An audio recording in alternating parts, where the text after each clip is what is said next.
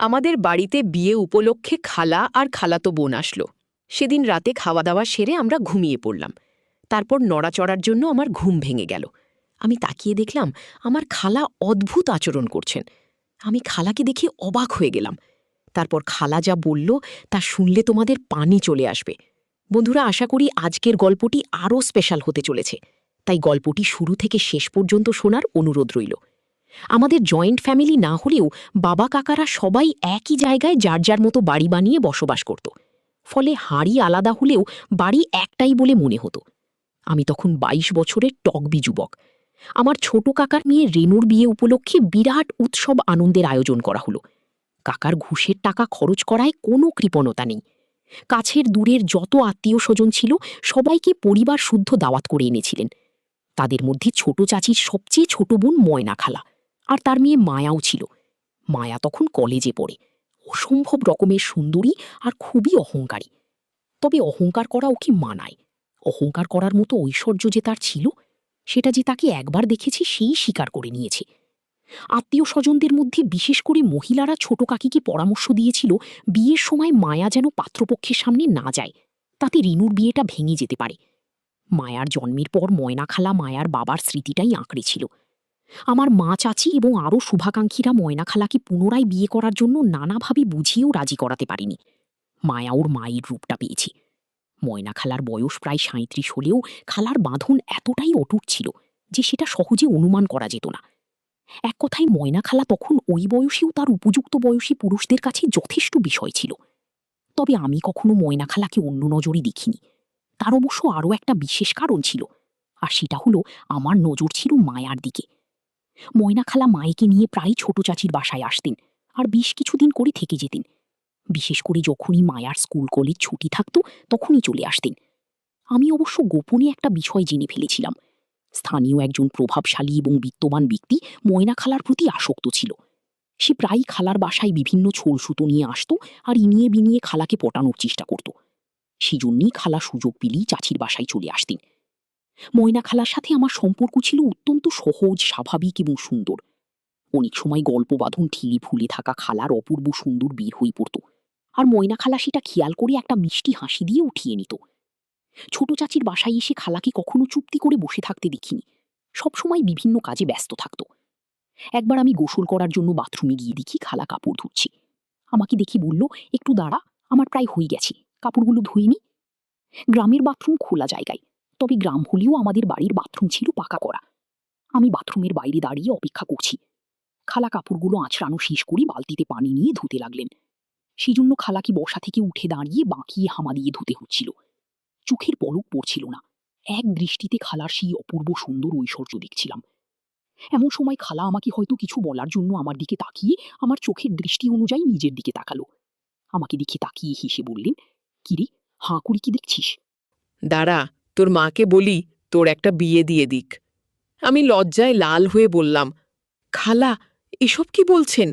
খালা রহস্যময় হাসি দিয়ে বললেন, আর আমি বললেই দোষ?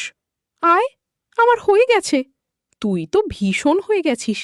নে, গোসল করে ঠান্ডা হও। বলে হাসতে হাসতে চলে গেল খালা। নিজের ওপর ভীষণ রাগ হতে লাগলো আমার। এই কথা যদি মায়া জানতে পারে। খালা এমনিতে খুব পরহেজগারি ভাব দেখাতো, নিয়মিত নামাজ পড়তো আর পর্দা করত। তবে আমার সামনে খালা মাঝে মাঝে যেরকম অমনোযোগ এত, তাতে আমার মনে হতো পরহেজগারিটা খালার একটা খোলস। আমার দৃঢ় বিশ্বাস ছিল যে খালা যতই পরহেজগারি দেখাক না কেন, কেউ যদি খালাকে প্রস্তাব দিয়ে বসে তবে খালা রাজি না হয়ে পারবে না। মায়ের সাথে আমার সম্পর্কটা বেশ জমে উঠছিল। অনেক কাঠকড় পুড়িয়ে শেষ পর্যন্ত ওর সাথে সরস একটা সম্পর্ক তৈরি করতে পেরেছিলাম। কিন্তু মেয়েটা বড়ই রহস্যময় আর ভীষণ অহংকারী, জেদি। মায়ার অপূর্ব সুন্দর চেহারা, আর আমার মনে মনে কল্পনা করতাম যদি আমি আরও বড় হতাম আর বেশ ভালো একটা চাকরি করতাম, তাহলে মাকে বলে ময়না খালাকে প্রস্তাব দিতাম মাকে বিয়ে করার। যাই হোক, সেটা যখন হবার নয়, তখন আমি মনে প্রাণে চেষ্টা চালিয়ে যেতে লাগলাম। যেভাবেই হোক, কমপক্ষে একটিবার হলেও। না পারলে সারা জীবন আক্ষেপ থেকে যাবে, যা থেকে আমি কোনোদিন মুক্তি পাব না। মাঝে মাঝে মনে হতো আমি প্রস্তাব দিলেই মায়া আমার সাথে রাজি হয়ে যাবে, কিন্তু পরক্ষণেই আমি একটু কাছে ঘেঁষলেই নানা কৌশলে আমাকে পাশ কাটিয়ে চলে যেত। কিছুতেই আমার নাগালের মধ্যে আনতে পারছিলাম না। মাঝে মধ্যে ওর হাত ধরতে পেরেছি, কিন্তু এর বেশি কিছু নয়। তবে ওর কথাবার্তা এবং আচরণে এই বিশ্বাস আমার জন্মেছিল যে কখনো যদি আমি কোনো ছলছুতায় মায়াকে একা আমার ঘরে নিয়ে যাওয়ার চেষ্টা করতাম, তখনই ও যে কোনো কারণ দেখিয়ে আমাকে ফাঁকি দিয়ে চলে যেত। অবশেষে একটা মোক্ষম সুযোগ আমি হাতে পেয়ে গেলাম, আর সেই সুযোগটাকে কোনোই হাতছাড়া করতে চাইলাম না। রিনুর বিয়ের দিন সারা বাড়ি লোকে লোকারণ্য। আমরা সবাই অতিথিদের খাওয়া দাওয়া, টেবিল চেয়ার, ঘর সাজানো, রান্নার বিভিন্ন উপকরণের যোগান দেওয়া, এসব নানা কাজে ব্যস্ত। সন্ধ্যার পর যখন বিয়ে পড়ানো হচ্ছিল, মায়া আর সব মেয়ে মানুষের ভিড়ই অন্ধকারে দাঁড়িয়ে পিছন থেকে। ছোট চাচি ওকে বর বা বরপক্ষের লোকের সামনে যেতে মানা করেছিলেন। বিয়ের অনুষ্ঠান দেখার চেষ্টা করছিল। বিয়ে হয়ে যাবার পর বরপক্ষের লোকদের শোবার ব্যবস্থা করা হলো কাছারি ঘরে। বরপক্ষের সাথে কয়েকজন মহিলা এসেছিলেন।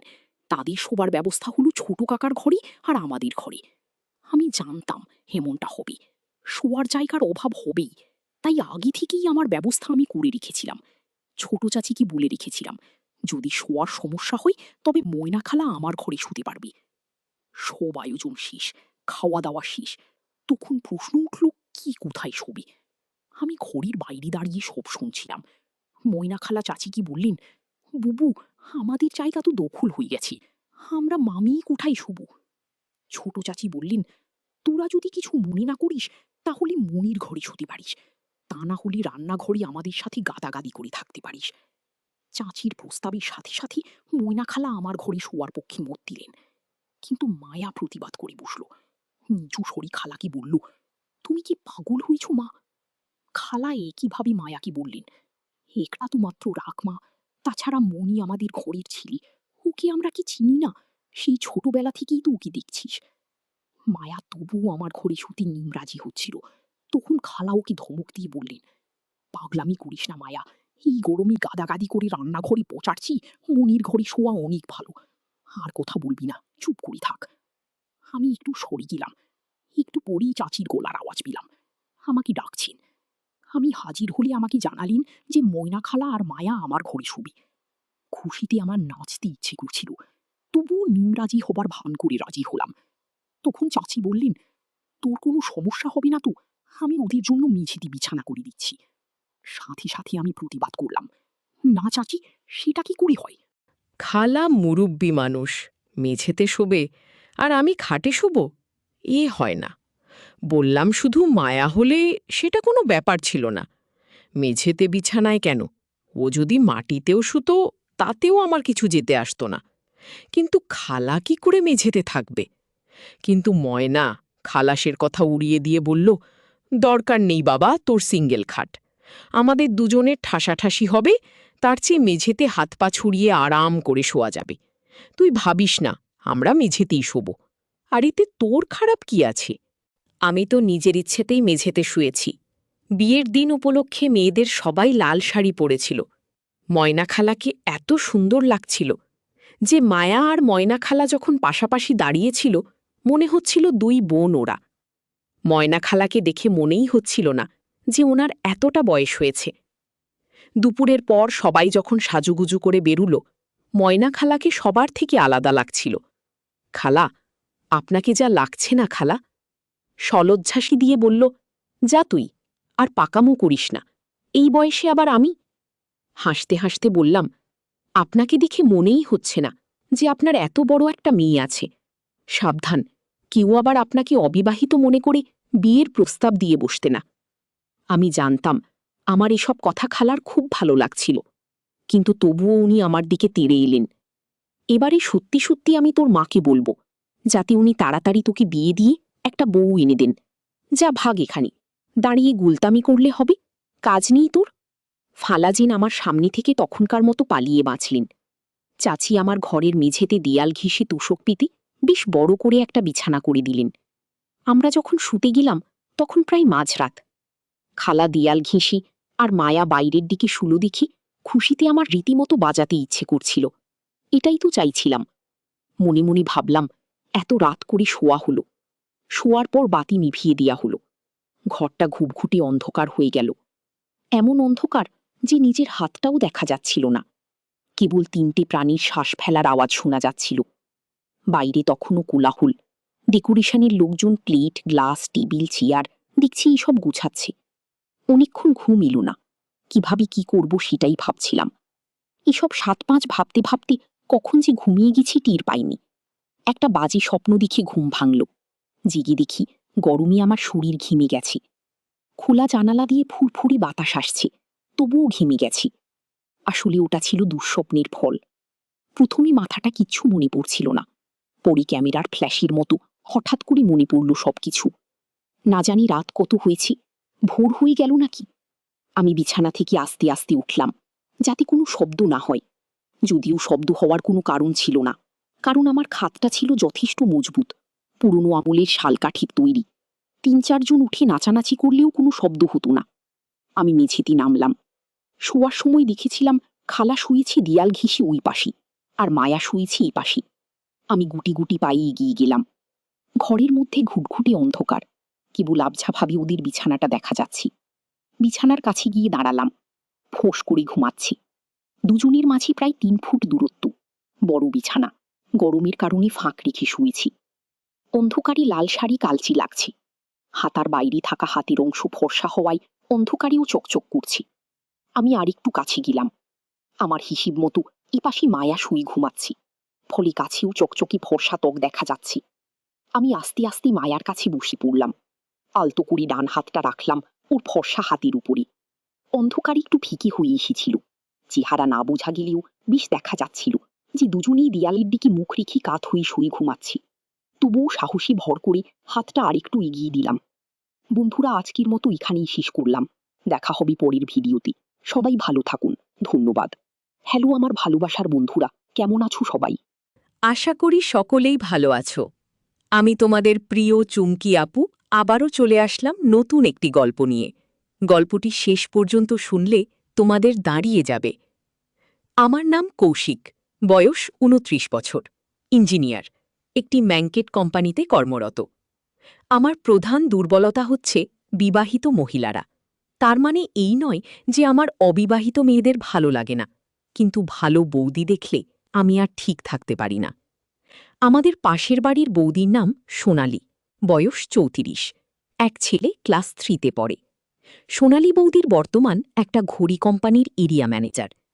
সোনালি অপ্সরা সুন্দরী না হলেও ওর চোখ দুটো অসাধারণ, যেরকম চোখের মধ্যে ডুবে যাওয়া যায় কিন্তু তল পাওয়া যায় না। আমার সাথে বৌদির খুব বেশি আলাপ ছিল না, ওই টুকটাক দেখা হলে কথাবার্তা, এই আর কি।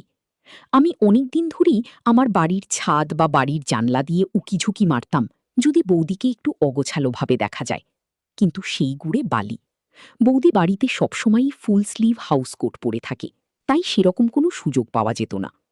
আর তমালদার সাথে ভালো সম্পর্ক হওয়ার দরুন নিজে যেঁচে পড়ে খুব বেশি এগোতেও পারলাম না। একদিন সকালে অফিস যাবার জন্য রেডি হচ্ছি, সেই সময় মা এসে বলল, তোকে বলতে ভুলে গেছি, আজকে আধার কার্ডের জন্য যেতে হবে, সকাল 9টা থেকে বিকেল 5টার মধ্যে। তোর একটু দেরি করে অফিস গেলে হয় না? আমি বললাম, না, আজকে সকালে একটা মিটিং আছে, তুমি তো আমাকে আগে থেকে বলবে। যাই হোক, একটা কাজ করো, তোমরা গিয়ে করে এসো, আমি দুপুরের পর ফিরে আসার চেষ্টা করছি। মনটা বিগুতে গেল। আজকে শর্মিষ্ঠাদির সাথে অফিসের পর এসি কিনতে যাবার কথা ছিল। শর্মিষ্ঠাদির একটা খুব প্রবলেম করছে, তাই এক্সচেঞ্জ করবে। শর্মিষ্ঠাদি আমার টিমের সিনিয়র মেম্বার। বর টেক্সাসে গেছে 3 মাস হলো। বয়স 36, বেশ ভালোই, ছেলেপুলে নেই এখনো। যেহেতু অফিস কলিগ, তাই সাবধানে এগোতে হচ্ছে। হালকা ফ্লার্ট আর এদিক ওদিক অ্যাক্সিডেন্টাল ছোঁয়া অবধি গিয়েছে ব্যাপারটা। অফিস পৌঁছালাম তখন 9:30। ডেস্কে বসে আছি, শর্মিষ্ঠা দিয়ে এসে ধরল, শোনো না, আজকে একটা দেখে নিয়ে একসাথে ডিনার করে ফিরব। মনটা আরও খারাপ হয়ে গেল। শর্মিষ্ঠাদিকে বললাম ব্যাপারটা। শর্মিষ্ঠাদির মুখটা দেখলাম, কেমন যেন আধারে ঢেকে গেল। বলল, কি আর করা যাবে, আমারই ভাগ্য খারাপ। কিরকম যেন খটকা লাগলো কথাটা শুনে। আমি সঙ্গে সঙ্গে শর্মিষ্ঠাদির হাতটা ধরে বললাম, আজকের দিনটা ক্ষমা করে দাও, কালকে যাবই যাব। শর্মিষ্ঠাদি বলল, কালকে বিকেলে ক্লায়েন্ট মিটিং আছে, অফিস থেকে বেরোতেই তো দেরি হয়ে যাবে। হঠাৎ যেন একটা আশার আলো দেখতে পেলাম। বললাম, তা হোক না দিদি, পরশু তো শনিবার, একটু রাত করে ফিরলে তেমন কোনো প্রবলেম হবে না। শর্মিষ্ঠাদি দেখলাম একটু খুশি হলো, বলল ঠিক আছে, তাই হবে। আমি অফিসের কাজ সেরে লাঞ্চের আগে বেরিয়ে পড়লাম। স্কুলের সামনে পৌঁছে দেখি তখনও বিশাল 4-5টা লাইন। একজনকে জিজ্ঞেস করতে সে বলল 4 নম্বর ঘরের সামনে লাইন দিতে। লাইন দিতে গিয়ে আমার চোখ ছানাবড়া। লাইনের শেষে দাঁড়িয়ে সোনালি। আমাকে দেখে একটা সৌজন্য মাখা হাসি দিল। একটা নীল রঙের শাড়ি পরেছে। দেখেই আমার টং টং করতে লাগলো। আমি সোনালির পিছনে এসে লাইনে দাঁড়ালাম। সোনালি জিজ্ঞেস করলো, কাকু কাকিমা তো দেখলাম সকালে করিয়ে এলো, তুমি এখন? আমি বললাম, অফিসে ইম্পর্টেন্ট কাজ ছিল, সেটা মিটিয়ে এলাম। মনে মনে ভাবলাম, ভাগ্যিস সকালে আসিনি। জায়গাটা একটু ছোট হওয়াতে সবাই বেশ ঘেঁষাঘেঁষি করেই দাঁড়িয়েছিলাম। সোনালির সুগন্ধিতে আমি মাতাল হতে থাকলাম। পিঠাটা হালকা ঘামে ভিজা, আর চুলগুলো তার মধ্যে পড়ে আছে। আমি আমার ব্যাগটা হাত থেকে নিয়ে কাঁধে নিতে গেলাম। সেই করতে গিয়ে আমার হাতটা সোনালির পিছনে গিয়ে ঠেকল। জানি না ভুল দেখলাম কিনা, কিন্তু সোনালি যেন হালকা করে কেঁপে উঠল একটু। মনে মনে ভাবলাম, একটু রিস্ক নিতেই হবে, দেখি না কি হয়। আমি আবার আমার হাতটা আস্তে করে পিছনে ঠেকালাম। অন্য হাতে মোবাইল টানিয়ে দেখতে লাগলাম, যেন মনে হয় যে অন্যমনস্কভাবে লেগে গেছে। সোনালির দেখলাম কোনো হিলদুল নেই, সেও হাতে মোবাইল নিয়ে খুটখাট করে যাচ্ছে, কিন্তু নিজেকে সরিয়ে নিচ্ছে না। সোনালি দেখলাম একটু এদিক ওদিক তাকিয়ে আবার মোবাইলে আমন দিল। সোনালিকে জিজ্ঞেস করলাম, রিও কোথায়? রিও, সোনালি ছেলের নাম। সোনালি বলল, ওকে পিসির বাড়ি রেখে এসেছি। এখানে এসব বলে আমি এবার টুকটাক এদিক ওদিকের কথা শুরু করলাম। সোনালি কথা বলে যাচ্ছে, কিন্তু ওর মুখের রং আস্তে আস্তে গোলাপি হয়ে যাচ্ছে। সোনালি বলল, প্রিয় স্কুলে কম্পিউটারের কোর্স শুরু হয়েছে, একটা কম্পিউটার কিনতে হবে। আমি দেখলাম এই সুযোগ। বললাম, তুমি আমাকে হোয়াটসঅ্যাপে পিং করো, আমি তোমাকে ভালো কনফিগারেশন আর দোকান বলে দিচ্ছি। সোনালি আমার নম্বরটা নিয়ে রাখল, বলল ঠিক আছে। এর মধ্যেই আমরা একদম কাউন্টারের সামনে পৌঁছে গেছি। আমি দেখলাম আমার সময় শেষ। কথা বলতে বলতেই একটু জোরেই খুশি দিলাম। দেখলাম আবার কেঁপে উঠল। আধারের কাজ হয়ে গেল। আমরা হাঁটতে হাঁটতে বাড়ির দিকে ফিরতে লাগলাম। সোনালি দেখলাম খুব বেশি কথা বলছে না।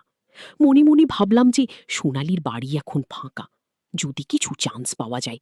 কিন্তু সে গুটে বালি। রাস্তার মোড়ে এসে সোনালি বলল, আমি রিকশা নিয়ে রিওর পিসির বাড়ি যাব, তারপর রিওকে নিয়ে ফিরব। অবগত্য কি আর করব, একা একা ফিরে এলাম বাড়ি। রাতে খাওয়া সেরে শুয়ে হোয়াটসঅ্যাপ খুলে দেখি সোনালির মেসেজ লেখা, হ্যালো, কম্পিউটার ডিটেলসটা পাঠিও, থ্যাঙ্কস। আমি তড়িঘড়ি একটা কম্পিউটার ডিটেলস আর চাঁদনি চকের একটা দোকানের ডিটেলস পাঠিয়ে দিলাম। বেশ কিছুক্ষণ অপেক্ষা করলাম, কিন্তু মেসেজ দেখল না। একটু হতাশ হয়ে ঘুমিয়ে পড়লাম। পরদিন সকালে অফিসের জন্য রেডি হচ্ছি, দেখি সোনালির ফোন। আমি, হ্যালো সোনালি, আমি সোনালি বলছি। আমি, কি ব্যাপার? সোনালি, তোমার দাদা একটু কথা বলবে। তমাল, হ্যালো কৌশিক। আমি, হ্যাঁ তমালদা। তমাল, তোমার কম্পিউটার ডিটেলসটা পেলাম, থ্যাঙ্কস। তবে আর একটা হেল্পও করতে হবে। তুমি যদি দোকানের জায়গাটা আমাকে বুঝিয়ে দিতে, তাহলে একটু সুবিধা হতো। আসলে এখন অফিসের কাজ থেকে একদম সময় পাচ্ছি না। রোজ বাড়ি ফিরতেও অনেক রাত হয়ে যাচ্ছে। তাই হয়তো তোমার বৌদিকে একা একাই যেতে। আমি দেখলাম এর থেকে ভালো সুযোগ আর পাওয়া যাবে না। বললাম, বৌদি একা গেলে কি ম্যানেজ করতে পারবে? তার চেয়ে কাল শনিবার আছে, আমি সঙ্গে যেতে পারি। তমালদা তো যেন হাতে চাঁদ পেল। তাহলে তো খুব ভালোই হয়। কিভাবে যে তোমাকে ধন্যবাদ দিব। তোমার একটা খাওয়া পাওনা হয়ে রইল তাহলে। আমি মনে মনে ভাবলাম, খাবার সুযোগেই তো যাচ্ছি। তবে যেটা খেতে চাই সেটা তুমি খাওয়াতে পারবে না, তোমার বউ পারবে। ফোনটা কেটে দিয়ে অফিসের জন্য বেরিয়ে পড়লাম। আজ আবার শর্মিষ্ঠা দিয়ে এসির সাথে কিনতে যেতে হবে। দাদাদের অবর্তমানে বৌদিদের নিয়ে শপিং করতে করতেই সময় বেরিয়ে যাচ্ছে। সার্ভিস চার্জটা পেলেই হয়। অফিস শেষ হতে হতে একটু দেরি হয়ে গেল। শর্মিষ্ঠাদি আর আমি বেরোতে বেরোতে প্রায় 8টা বেজে গেল। শর্মিষ্ঠাদিকে আজকে বেশ সুন্দর লাগছে। শর্মিষ্ঠাদি নিজেই ড্রাইভ করে। বেশ জোরের সাথেই চালিয়ে আমরা দোকানে পৌঁছে গেলাম 8:30টার মধ্যে। এসি কেন হলো? বলল রবিবার গিয়ে ইনস্টল করে দেবে। দোকান থেকে বেরিয়ে শর্মিষ্ঠাদি বলল, চল এবারে কোথাও গিয়ে ডিনারটা সারা যাক। আজকে তো শুক্রবার, একটু ড্রিঙ্ক করা যেতে পারে, কি বলিস? আমি বললাম, সে না হয় করা যেতে পারে, কিন্তু ড্রিঙ্ক করে ড্রাইভ করাটা প্রবলেম। তাই তোমার বাড়ির কাছাকাছি কোনো বাড়ি চলো। শর্মিষ্ঠাদি একটু ভাবল, তারপর বলল, তার থেকে বাড়িতেই চলো। খাবার আনিয়ে নেব, আর বাড়িতে ভালো স্কচও আছে। আমি ভাবলাম এত মেঘনা চাইতেই চল। বললাম চলো। শর্মিষ্ঠাদি ফ্ল্যাটটা অসম্ভব সুন্দরভাবে সাজানো। শর্মিষ্ঠাদি ঘরে ঢুকে বলল, তুই একটু বস, আমি ফ্রেশ হয়ে আসি। তুইও ফ্রেশ হয়ে নিতে পারিস।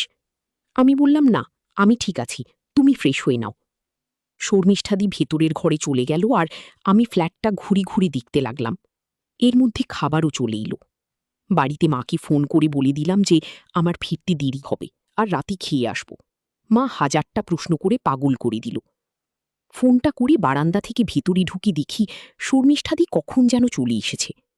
ড্রয়িং রুমটার লাইট অফ করে একটা ডিম লাইট জ্বালিয়েছে, আর টেবিলে খাবার আর ড্রিঙ্ক সাজাচ্ছে। শর্মিষ্ঠাদিকে দেখে কেমন যেন মোহগ্রস্ত হয়ে গেলাম। এক মন দিয়ে টেবিলটা সাজিয়ে যাচ্ছে, আর আমি এক মন দিয়ে দেখছি শর্মিষ্ঠাদিকে। আমাকে দেখে শর্মিষ্ঠাদি বলল, কিরে, গার্লফ্রেন্ড কি ফোন করা হলো? আমি হেসে বললাম, সে ভাগ্য আর কই। মাকে বলে দিলাম যে খেয়ে ফিরব। ড্রয়িং রুমের কাউচ, গ্লাস হাতে বসলাম দুজনে।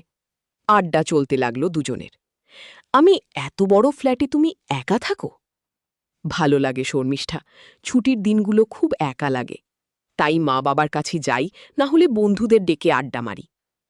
আমি শুভঙ্করদা আসছে কবে? শর্মিষ্ঠা, সামনের মাসে আসবে। শর্মিষ্ঠাতি দেখলাম বেশ তাড়াতাড়ি ড্রিঙ্ক শেষ করছে। আমার দুইটো শেষ হতে হতে শর্মিষ্ঠাদির 4টা হয়ে গেছে। আমরা যেহেতু খুব কাছাকাছি বসে আছি, তাই আমাদের পা লেগে যাচ্ছে একে অপরের সাথে। শর্মিষ্ঠাদির ফোনটা বেজে উঠল। শুভঙ্করদা। শর্মিষ্ঠাদি ফোনটা নিয়ে ঘরে চলে গেল। বাইরে থেকে হালকা আওয়াজ পেলাম। মনে হলো উত্তেজিতভাবে কি একটা বলছি। শর্মিষ্ঠাদি ফিরতে দেখে মুখটা থমকে এসেই ড্রিঙ্কটা পুরো একবারে শেষ করে আবার বানাতে শুরু করল। আমি প্রবলেম? শর্মিষ্ঠা, শুভঙ্কর সামনের মাসে আসতে পারবে না, একেবারে পুজোর সময় আসবে বলি একটা দীর্ঘ নিঃশ্বাস ছাড়ল। আমি বললাম, চিন্তা করো না, কয়েক মাস পরেই তো পুজো, দেখতে দেখতে কেটে যাবে। শর্মিষ্ঠাদি যেন পুরো গলে গেল। আমার কাঁধে মাথাটা রেখে বলল, তুই বুঝবি না, এরকম একা থাকলে বুঝতি। আমি তাকিয়ে দেখি ও এক দৃষ্টিতে আমার দিকেই তাকিয়ে আছে, আমার কাঁধে মাথাটা রেখে। আমাদের দুজনেরই নিঃশ্বাস ঘন হয়ে এসেছে। শর্মিষ্ঠাদি চোখটা বন্ধ করে নিল।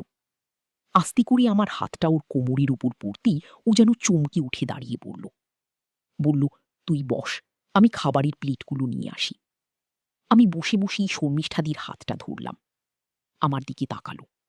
শর্মিষ্ঠাদির চোখে একটা যেন দোনা-মোনা, কিন্তু হাতটা দিয়ে যেন আগুন বেরোচ্ছি। এক মুহূর্ত দুজনেই চুপচাপ, দুজনের দিকে তাকিয়ে আছি। যেমন বাঁধ ভেঙে গেলে জল পড়ে, ঠিক তেমনই শর্মিষ্ঠাদি আমার উপর পড়ল। অনেক পরিশ্রম করে রাতে শর্মিষ্ঠাদির বাড়িতেই থেকে গেলাম। বাড়ি আসতে মন চাইল না। বাইরে তাকিয়ে দেখি আকাশ সবই ফর্সা হতে শুরু করেছে। এই ফ্ল্যাটটা 15 তলাতে হওয়াতে বাইরের আকাশটা পুরো দেখা যায়। বাইরের আলোর আবাস ঘরে এসে পড়াতে শর্মিষ্ঠার মুখটা দেখা যাচ্ছে। অঘরে ঘুমাচ্ছে। আমি উঠে ফ্রেশ হয়ে রান্নাঘরে ঢুকলাম। 2টো ব্ল্যাক কফি উইথ সুগার নিয়ে আবার বেডরুমে ফিরলাম। দেখলাম শর্মিষ্ঠাদিকে যেমনভাবে রেখে গেছিলাম সেরকমভাবেই শুয়ে আছি। জানলার পর্দাগুলো সরিয়ে দিয়ে শর্মিষ্ঠার কাছে গিয়ে বললাম, গেট আপ নাও। শর্মিষ্ঠাদি উঠেই বসি। আমাকে কফি আনতে দেখি বলল, বাহ, তুই তো বেশ সংসারী ছেলেরই। শর্মিষ্ঠাদি বিছানার চাদরটা জড়িয়ে উঠে বসল। আমিও চাদরের মধ্যে গিয়ে ঢুকলাম। খাটের উপর দুজন হেলান দিয়ে বসলাম কফি হাতে। শর্মিষ্ঠাদি আমার কাঁধে মাথা রেখে এক দৃষ্টিতে জানলার বাইরে তাকিয়ে রইল। আমরা দুজনেই কফি খেতে খেতে অনেকদিন পর সূর্যোদয় দেখলাম। সকাল 7টা নাগাদ স্নান সেরে শর্মিষ্ঠাদির বাড়ি থেকে বেরিয়ে পড়লাম। ক্যাবে উঠে হোয়াটসঅ্যাপ খুলে দেখলাম সোনালির মেসেজ, কখন বেরোবে জানিও আমাকে। মেসেজ করলাম, 12টা নাগাদ বেরোবো, যদি তোমার প্রবলেম না হয়। বাড়ি ফিরতে 8টা বেজে গেল। হালকা কিছু ব্রেকফাস্ট করে আবার শুয়ে পড়লাম। সকাল 11টা নাগাদ ফোন করলাম সোনালিকে। আমি, হ্যালো সোনালি, বল, আমি রেডি। সোনালি, রেডি হচ্ছি, 10 মিনিট। আমি বুঝলাম মেয়েদের 10 মিনিট মানে এখনো 30 মিনিট সময় আছে। আমিও ধীরে সুস্থে রেডি হতে লাগলাম। 12:30টা নাগাদ সোনালির বাড়ি পৌঁছালাম। বেল দিতেই সোনালি দরজা খুলল। একটা হালকা হলুদ রঙের ফুল হাতা কুর্তি পরেছি আর ব্ল্যাক লেগিংস। খোলা চুলে মোহময়ী সুন্দরী লাগছে। আমি অপলক দৃষ্টিতে তাকিয়ে আছি দেখি বলল, কি হলো? আমি বলেই ফিরলাম, খুব সুন্দর লাগছে তোমাকে। সোনালির মুখটা লজ্জায় রাঙা হয়ে উঠল। একটু হেসে প্রসঙ্গ চেঞ্জ করে বলল, আরে ছেলেকে পিসির বাড়ি রেখে এলাম, ওর তো স্কুল ছুটি আজকে, সেই করতে গিয়ে দেরি হয়ে গেল। আমি বললাম, তেমন কিছু দেরি হয়নি, দাঁড়াও ক্যাব বুক করি। কিন্তু ক্যাব পাওয়া গেল না। ঠিক করলাম অটো করে মেট্রো স্টেশন থেকে মেট্রো ধরব। অটোতে উঠে বুঝলাম ক্যাব না পেয়ে ভালোই হয়েছে। পিছনে দুজনে বসলাম, ধারে সোনালি আর আমি মাঝখানে। আমার অন্য পাশে একটা মোটা লোক বসাতে আমরা প্রায় চেপে গেলাম দুজন দুজনের সাথে। আমি জায়গা করার জন্য হাতটা সোনালির পিঠের পিছনে রাখলাম। আমরা এদিক ওদিককার কথা বলতে বলতে চললাম। একটা জোরে ব্রেক মারার ফলে আমার হাতটা সরাসরি সোনালির পিঠের উপর এসে পড়ল। আমি হাতটা একটু সরালাম বটে, কিন্তু পুরোটা নয়। হাতটা পিঠের উপর ছুঁয়ে রইল। সোনালি কিন্তু কোনো ভ্রুক্ষেপ করল না। আমরা যেমন কথা বলতে বলতে যাচ্ছিলাম তেমনি চলতে লাগলো। আমি এমনিও জানি যে সোনালির সাথে যা করার আজকের মধ্যেই করতে হবে, না হলে আর সুযোগ পাওয়া যাবে না। সোনালি কথা বলতে গিয়ে হঠাৎ চুপ করে গেল। দেখলাম ওর মুখ লাল হয়ে উঠেছে, তবে রাগে নয়, লজ্জায়। আমি আঙুল একটা থেকে বুকো থেকে তিনটে এরকম করে পুরো হাতটাই ওর পিঠের উপর দিলাম। সোনালি কথা বন্ধ করে একবার আমার দিকে তাকিয়ে বাইরের দিকে তাকিয়ে রইল। আমার মনে হলো একটা সম্মতি নেওয়াটা প্রয়োজন। জিজ্ঞেস করলাম, তোমার বসতে অসুবিধা হচ্ছে না তো? না না, ঠিক আছে। ব্যাস, আর ভেবে লাভ নেই। আমি হাতটা আস্তে আস্তে কাঁধ দিয়ে নামাতে থাকলাম। এর বেশি আর যাওয়া সম্ভব নয়, না হলে অন্য লোকের নজরে পড়ে যাবে। এরকম চলতে চলতেই আমাদের অটো মেট্রো স্টেশনে চলে এলো। সোনালি বেশি কথা বলছিল না। ওকে একটু হালকা করতেই আমি কথা বলতে শুরু করলাম। আমি অনেকদিন পর মেট্রো দিন কথা। সোনালি, কেন? তুমি অফিস চাই কি করে তাহলে? আমার অফিস তো সল্ট লেকে, ওখানে মেট্রো তৈরি হচ্ছে, কিন্তু চালু হতে হতে আমি রিটায়ার করে যাব। সোনালি হেসে উঠল। আমি বললাম, বেশ ভিড় হবে মনে হচ্ছে, তোমার অসুবিধা নেই তো? আমরা কিন্তু ট্যাক্সি নিতেও পারি। সোনালি বলল, না, ফিরার সময় বরং ট্যাক্সিতে ফিরব। মনে মনে ভাবলাম, আমিও তো তাই চাই। উঠে পড়লাম একটা এসি মেট্রোতে। মোটামুটি ফাঁকা, কিন্তু বসার জায়গা নেই। আমি উল্টো দিকের দরজার দিকে সোনালিকে নিয়ে দাঁড়ালাম। এদিকের দরজাটা পার্ক স্ট্রিট ছাড়া আর খুলবে না, তাই দাঁড়ানো যাবে ভালো করে। সোনালিকে দরজার দিকেই পিঠ করিয়ে দাঁড় করিয়ে আমি ওর মুখোমুখি দাঁড়ালাম। পরের স্টেশনে প্রচণ্ড ভিড় শুরু হলো। আমি প্রায় সোনালির ওপর পড়েই যাচ্ছিলাম। সোনালি আমার কাঁধটা ধরে দাঁড়ালো, আর আমি সোনালির কোমরটা। সোনালি একবার আমার দিকে তাকাচ্ছে, আর একবার এদিক ওদিক লোকজনদের দেখছে। কিন্তু যা ভিড়, তাতে কারোর আমাদেরকে লক্ষ্য করার কথা নয়। সোনালিও বুঝল বোধহয় সেটা। ও দেখলাম আমার জামাটা খামছে ধরে আমাকে একটু সামনে টানল যেন। আমার এক হাত কোমরে আর এক হাত ওর থাইয়ের উপরে উঠছে। সোনালির চোখে যেন একটা প্রশ্ন ফুটে উঠল, যেন বুঝতে চাইছে আমি কি করতে চাই। এই শুধু একটা হাসি মাথা হালকা না দিয়ে যেন পারমিশন চাইলাম আরও একবার। সোনালি বুঝল। ও একটু হেসে মাথাটা অন্যদিকে ঘুরিয়ে রাখল। আমাদের স্টেশন এসে গেল। আমরা স্টেশন থেকে বেরিয়ে কম্পিউটার দোকানে গিয়ে কেনাকাটি করলাম। দোকানে বলে 1 ঘন্টা টাইম লাগবে অ্যাসেম্বলি করতে। এটা আমার জানা ছিল, তাই সোনালিকে বললাম, চলো আমরা লাঞ্চটা সেরে নিই। একটা ভালো রেস্টুরেন্টে লাঞ্চ সেরে আমরা আবার দোকানে ফিরলাম। আমি রেস্টুরেন্টের বিল দিতে গেলে সোনালি বলল, মোটেই না, ওটা আমি দেব। এমনিতেও তোমার ছুটির দিনে তোমাকে দিয়ে খাটিয়ে মারছি, অন্তত খাওয়াতে তো দাও আমাকে। আমি এত অল্পতে সারলে তো হবে না সোনালি, তাহলে আমি বাড়িতে ডেকে এনে খাওয়াতে হবে। সোনালি আছে তাই হবে। তুমি কি খেতে ভালোবাসো? আমি ওর মাথা থেকে পা অবধি একবার দেখে নিয়ে বললাম, সব কিছুই, তুমি যা যা খাওয়াবে। সোনালি, ঠিক আছে, সব খেতে হবে, কিন্তু কিছু বাদ দিলে চলবে না। কবে খাবে? আমি যবে তুমি ডাকবে, যখন তুমি ডাকবে। আমরা এরপর দোকানে গিয়ে কম্পিউটার নিয়ে একটা ট্যাক্সি ধরলাম। ট্যাক্সিতে বেশি কিছু করা সম্ভব হলো না, কারণ ট্যাক্সিওয়ালা মাঝে মাঝেই পিছন ফিরে কথা বলছিল। ওই টুকটাক ঘষাঘষি করতে করতে বাড়ি ফিরলাম।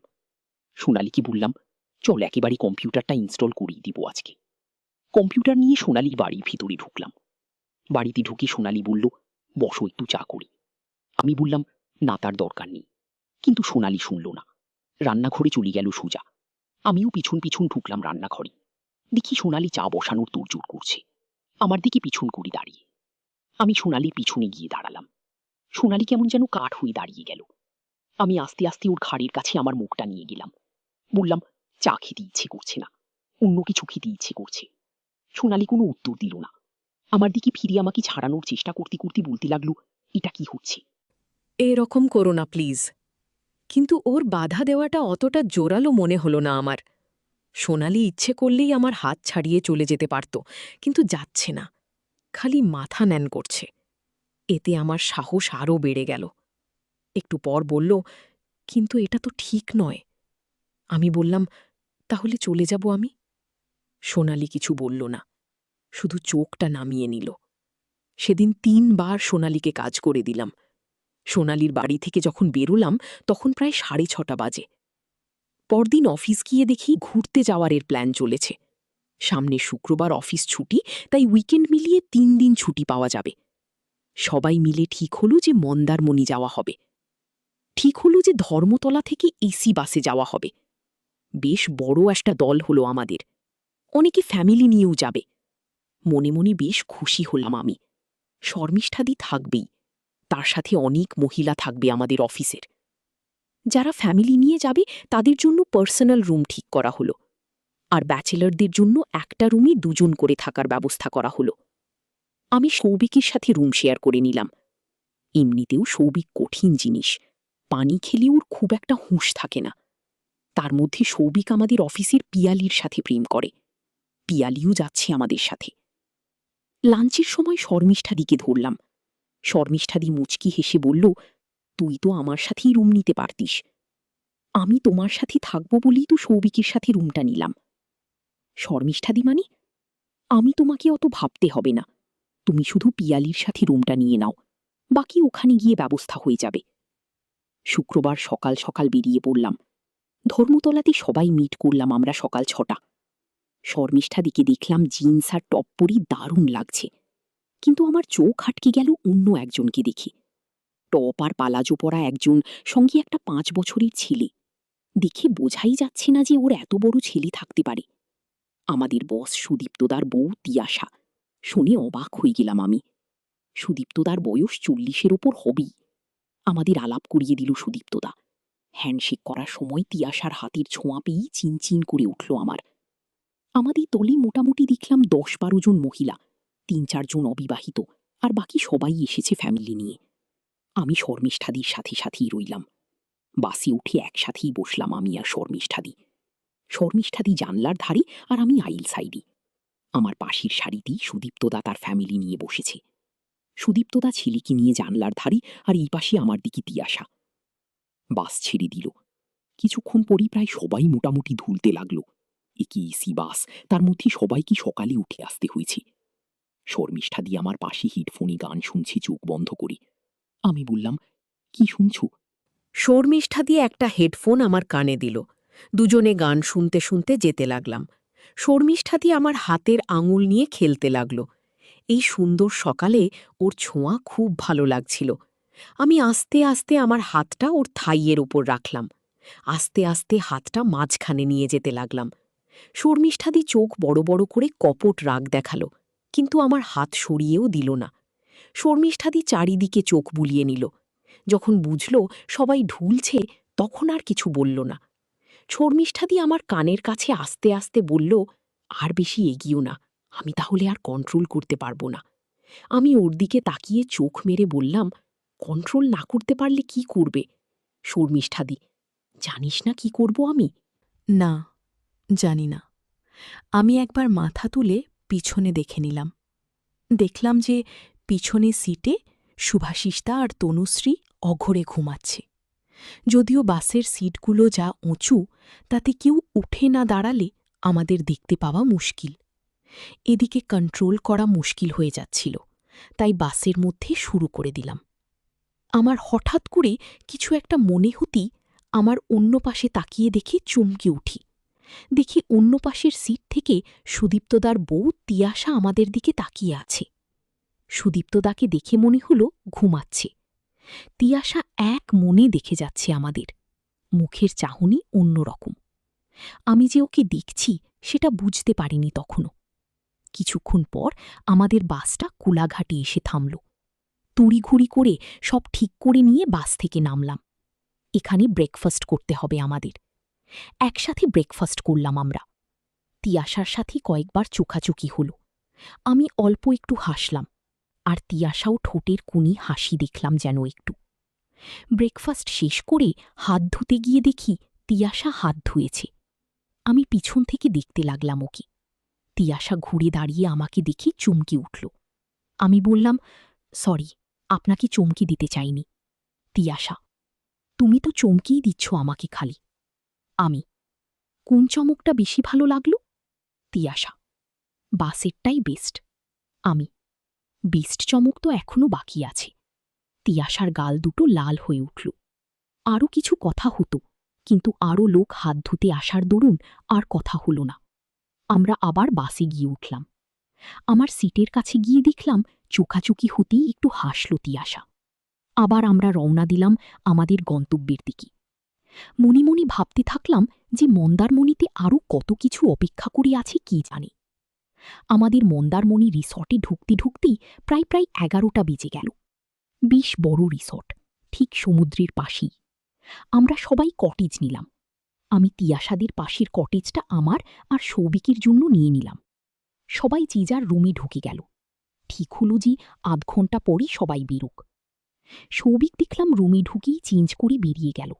বুঝলাম পিয়ালির সাথে সমুদ্রতে যাচ্ছে। আমিও বেরিয়ে এলাম বাইরে।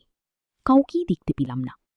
দূরে দেখলাম সৌভিক আর পিয়ালি হাফ ধরাধরি করে সমুদ্রের পাড়ে দাঁড়িয়ে আছে। আমি চুপি চুপি শর্মিষ্ঠার ঘরে নক করলাম। শর্মিষ্ঠাদি দরজা খুলতে দেখলাম ও এখনও চেঞ্জ করেনি। আমি বললাম, কি গো, চেঞ্জ করনি এখনো? সমুদ্রে যাবে না? শর্মিষ্ঠাদি কোনো উত্তর না দিয়ে আমাকে টেনে ঘরের মধ্যে নিয়ে দরজা বন্ধ করে দিল। আমি জানতাম যে আমরা বেশিক্ষণ সময় পাব না, কারণ পিয়ালি যখন খুশি ফিরে আসতে পারে, অথবা অন্য কেউ চলে আসতে পারে। তাড়াতাড়ি কাজ করতে লাগলাম। ঠিক এই সময় আমার কি যেন মনে হতেই জানলার দিয়ে তাকিয়ে মনে হলো কি যেন ছড়ে গেল জানলা দিয়ে। জানলাতে পর্দা থাকার ফলে ঠিক বুঝতে পারলাম না। কিছু বললাম না শর্মিষ্ঠাদিকে এই ব্যাপারে, শুধু বললাম, ওঠো, ফ্রেশ হয়ে নাও তাড়াতাড়ি। শর্মিষ্ঠাদি, তুই ফ্রেশ হয়ে বেরো, আমি আসছি। আমি, আসো, সবার সামনে আমরা একটু ডিস্টেন্স মেনটেন করে রাখব। শর্মিষ্ঠাদি, কেন? আমরা বাসে একসাথে বসে এসেছি, এখানেও একসাথে ঘুরলে লোকজন সন্দেহ করতে পারে। শর্মিষ্ঠাদি, ওকে, কিন্তু তুই কথা দি যে তুই এখানে যে কদিন আছিস সে কদিন আমাকে একবার হলেও সেবা দিবি। আমি, সে তুমি চিন্তা করো না, তোমাকে কি আমি সেবা না করে থাকতে পারবো? শর্মিষ্ঠাদিকে আমার সাথে ডিস্টেন্স মেনটেন করতে বললাম, যাতে অন্য মহিলাদের সাথে ডিস্টেন্স কমাতে পারি। সারাক্ষণ শর্মিষ্ঠাদি আমার সাথে থাকলে সেটা সম্ভব হবে না। আমি ফ্রেশ হয়ে শর্মিষ্ঠাদির ঘর থেকে বেরিয়ে এলাম। বাইরে এসে দেখলাম তখনও কেউ বের হয়নি, শুধু শুভাশিসটা আর তনুশ্রীকে দেখলাম সমুদ্রের ধারে। তাহলে আমি কাকে দেখলাম জানলার ধারে? ভুল দেখলাম নাকি? হয়তো ভুলই দেখেছি।